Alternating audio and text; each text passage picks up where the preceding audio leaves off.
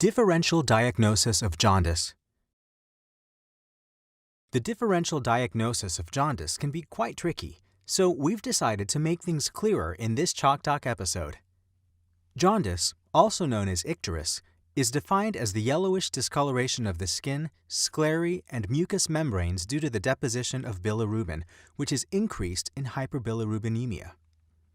Bilirubin occurs in two forms in serum, as indirect bilirubin, also termed unconjugated bilirubin, and direct bilirubin, also called conjugated bilirubin. Accordingly, hyperbilirubinemia can be divided into two types: unconjugated hyperbilirubinemia and conjugated hyperbilirubinemia. If the hepatic capacity to conjugate the liver has been reached, indirect bilirubin accumulates. It's mainly caused by two types of disorders, hemolysis and dyserythropoiesis, which is the defective development of red blood cells. Defective conjugation of bilirubin by the liver also leads to increased indirect bilirubin levels. An example is Gilbert syndrome, an inherited disorder in which the liver can't fully process bilirubin due to a decreased activity of the UDP glucuronidosyltransferase enzyme. Now, let's move on to conjugated hyperbilirubinemia. As its name suggests, conjugated hyperbilirubinemia is associated with elevated direct serum bilirubin levels. However, some conditions that also show a concurrent increase in indirect bilirubin. Therefore, conjugated hyperbilirubinemia comprises all disorders with elevated direct serum bilirubin, regardless of indirect bilirubin levels. A useful clinical differentiation is that in conjugated hyperbilirubinemia, the urine dipstick test yields a positive bilirubin result, whereas in unconjugated hyperbilirubinemia, the urine dipstick test is negative. Conjugated hyperbilirubinemia can be further categorized into diseases associated with damage to the hepatocytes, commonly known as liver cells. One example is acute hepatitis caused by viruses, drugs, or toxins. Another common cause is liver cirrhosis that occurs with end-stage liver disease. In such cases, levels of serum direct and indirect bilirubin are elevated, as both conjugation and secretion are affected. Biliary obstruction, also known as cholestasis, is a type of conjugated hyperbilirubinemia. It can be caused by a gallstone or bile duct tumor. In cholestasis, the liver is able to conjugate bilirubin. However, it can't be excreted into the bile. The result is an increase in direct bilirubin levels. Jaundice can be differentiated into three types based on the cause and the location of the pathology. These are prehepatic, intrahepatic, and extrahepatic. The diseases within each group usually show similar laboratory findings. However, there's an important exception. Although Gilbert syndrome is the result of a gene defect that's apparent in hepatocytes, laboratory findings are similar to those of other diseases with prehepatic jaundice. Let's take a detailed look. In prehepatic jaundice, the liver's capacity to conjugate bilirubin has been reached, leading to an increase in indirect bilirubin. In contrast to bile retention, total serum bilirubin levels rarely exceed 10 milligrams per deciliter. In the case that levels are higher, a prehepatic cause is rather unlikely. In prehepatic jaundice, direct bilirubin levels are usually normal, as there's no impaired drainage. The bilirubin analyzed in the urine dipstick represents direct bilirubin. In prehepatic jaundice, the urine dipstick test is negative because serum direct bilirubin levels aren't increased. In contrast, urinary urobilinogen levels are elevated. So, how can this be explained? Although the liver's capacity to conjugate bilirubin has been reached, there's an increase in bilirubin conjugation, resulting in higher bilirubin excretion into the bile. As a result, more urobilinogen is produced in the colon, which is reabsorbed. The result is an increase in serum urobilinogen levels. A higher fraction of urobilinogen than usual is excreted into the urine, which can be detected using the urine dipstick.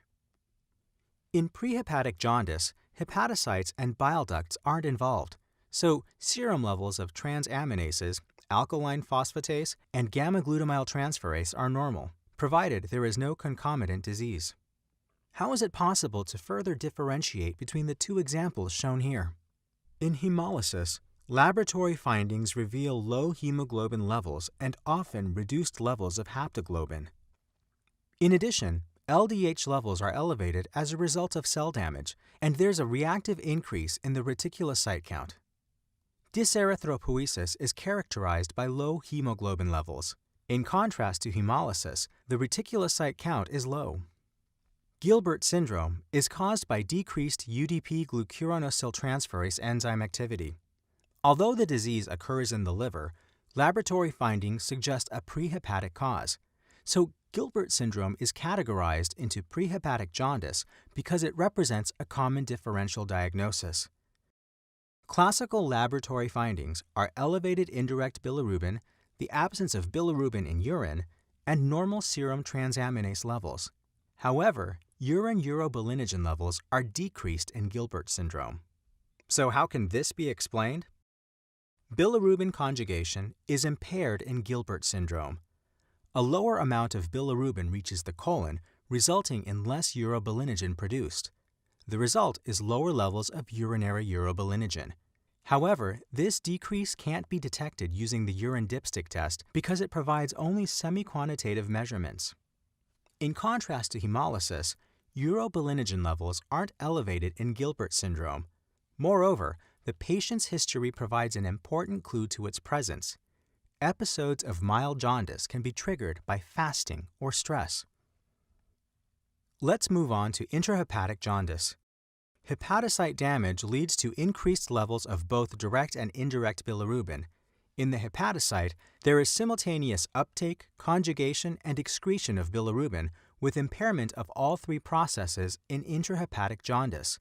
However, the rate-limiting step is the active transport of bilirubin from the hepatocyte to the bile canaliculi. Therefore, the predominant feature in intrahepatic jaundice is the reduced excretion of bilirubin, whereas conjugation is impaired to a lesser degree. Direct bilirubin can re-exit the hepatocyte through blood vessels, resulting in increased serum direct bilirubin levels. This intrahepatic cholestasis is present in many disorders. Now, let's move on to urinary bilirubin. Because serum direct bilirubin levels are elevated, there is an increase in the excretion of direct bilirubin in urine, which can be detected in the urine dipstick test. The urine is dark, as bilirubin has a yellow-orange color. Urinary urobilinogen levels vary in intrahepatic jaundice. Urobilinogen levels are either normal or increased. Elevated levels indicate that urobilinogen can't be excreted by the liver following resorption, resulting in more urobilinogen excreted into the urine. Depending on the amount of bilirubin excreted via the gallbladder, the stool can have a pale clay color. A characteristic of intrahepatic jaundice is a significant increase in serum transaminases, which indicates hepatic cell damage with levels exceeding 500 units per liter. In contrast, serum levels of alkaline phosphatase and gamma-glutamyl transferase are rather mildly elevated. In contrast to prehepatic and posthepatic jaundice, clinical findings indicate impaired liver function. These are caused by bleeding disorders, hypoalbuminemia, and portal hypertension. Now, on to the final example. In extrahepatic jaundice, there is cholestasis, a condition in which bile flow from the liver to the bowel is slowed or blocked. There's a significant elevation of serum direct bilirubin levels because bilirubin conjugation in the hepatocytes isn't impaired. As a result of the blocked excretion of direct bilirubin, extrahepatic jaundice usually results in the highest levels of serum bilirubin of the three main types of jaundice. Serum bilirubin levels can increase to up to 30 milligrams per deciliter. Let's use an example as a comparison. In prehepatic jaundice, serum bilirubin levels rarely exceed 10 milligrams per deciliter. Direct bilirubin is excreted into the urine and not the gallbladder, resulting in high levels of bilirubin in urine. In addition, the urine color is very dark. The stool is often pale and clay-colored. Discolored stools occur as direct bilirubin doesn't reach the colon, so it's not metabolized to stercobilin. There's also a decrease or absence of urobilinogen levels in urine as the enterohepatic circulation is impaired. This decrease in urobilinogen can't be detected using the urine dipstick test. However, the diagnosis of cholestasis is usually based on cholestatic enzymes and imaging. Hepatocytes aren't directly affected in extrahepatic jaundice. Therefore, transaminase levels are normal or only moderately elevated in comparison to intrahepatic jaundice. Serum transaminase levels are usually under 200 units per liter.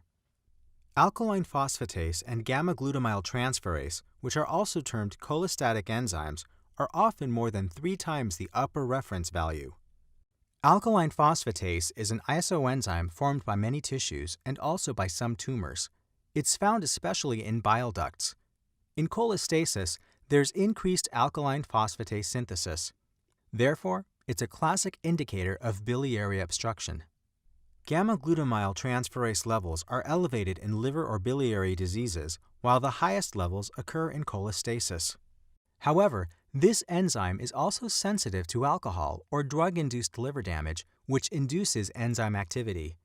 The presence of very dark urine and pale stools also indicates an extrahepatic cause. So, to sum up, laboratory findings in extrahepatic jaundice characteristically show increased serum direct bilirubin levels, significantly elevated serum alkaline phosphatase and gamma-glutamyl transferase levels, and normal to mildly elevated serum transaminase levels. Also, an abdominal ultrasound may show dilated extrahepatic bile ducts. Okay, as we've just mentioned, the causes of jaundice can be classified into 3 categories: prehepatic, intrahepatic, and extrahepatic.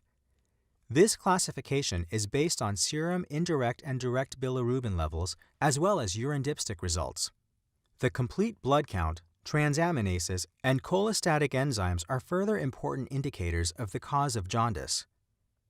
However, as well as these laboratory parameters, the history and physical exam also provide some vital clues. Does the patient have a condition affecting the hepatic or hematopoietic system? Does the patient have a risk profile for viral hepatitis?